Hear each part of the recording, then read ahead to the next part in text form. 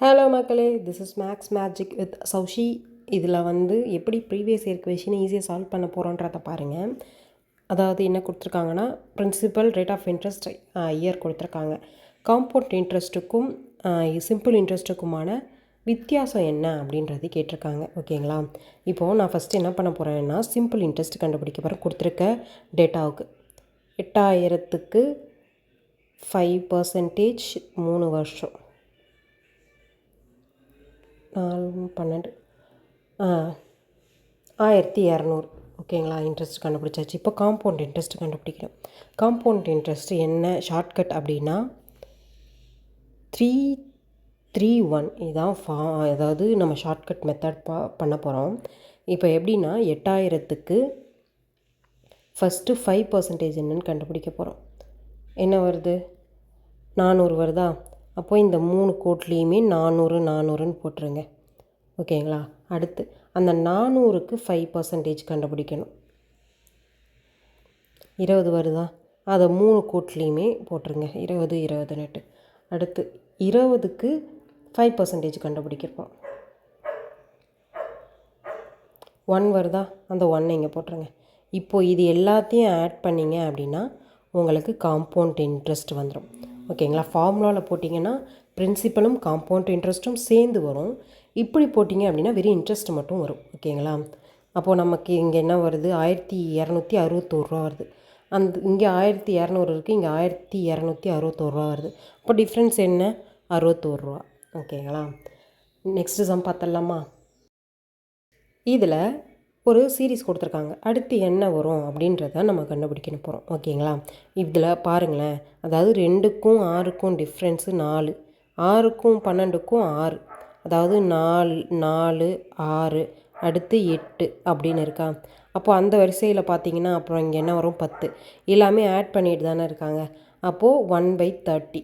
ஓகேங்களா? ஆன்சர் அப்படியும் போடலாம். இன்னொரு இது இருக்குது. எப்படி அப்படின்னா அதாவது ஃபஸ்ட்டு 1 × 2.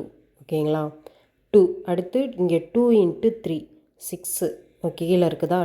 அடுத்து 3 × 4 12 வந்துருச்சா? அடுத்து 4 × 5 20.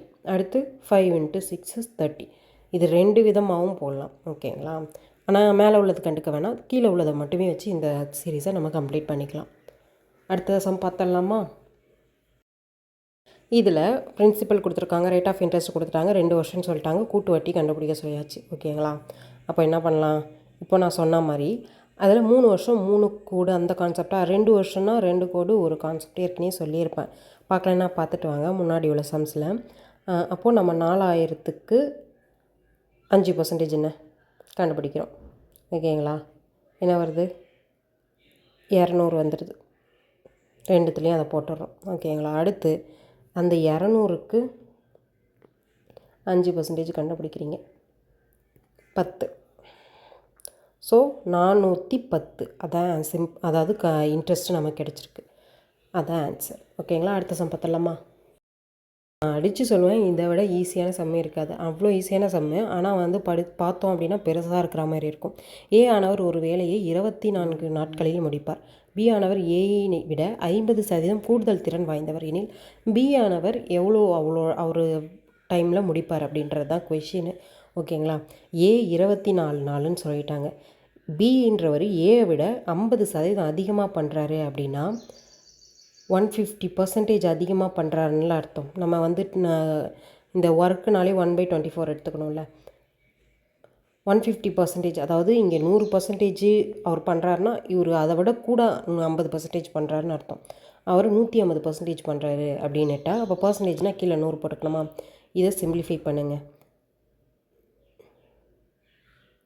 8 16. Answer B. இவ்வளோ சிம்பிளாக வந்துச்சு பாருங்களேன். அடுத்த சம் பார்த்துடலாமா? ஏ மற்றும் பி ஆகிய இருவரும் இணைந்து ஒரு வேலையை 16 நாட்களில் முடிப்பார். ஏ தனியே அந்த வேலையை 48 நாட்களில் முடிப்பார் எனில் பி தனியே அந்த வேலையை எவ்வளோ நாளில் முடிப்பார்னு கேட்டிருக்காங்க. அப்போ ஏபி 16 நாளில் முடிக்கிறாங்க. ஓகேங்களா? ஏ மட்டும் 48 நாளில் பண்ணுறாரு. ஓகேங்களா? அப்போது நமக்கு பி மட்டும் எத்தனை நாளில் செய்வார்னா 1/16 - 1/48. இதுக்கு எல்சிஎம் எடுத்தோம்னா என்ன வரும்?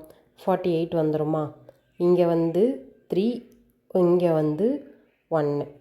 அப்போது 2/48. இதை சிம்பிளிஃபை பண்ணோம் அப்படின்னா 1/24. So answer C. அவர் 24 நாள்லேயே முடிச்சிருவார். இந்த மாதிரி கண்டென்ட் உங்களுக்கு பிடிச்சிருந்தது அப்படின்னா என்னை ஃபாலோ பண்ணிவிட்டு சப்ஸ்கிரைப் பண்ண மறந்துடாதீங்க. ஓகேவா?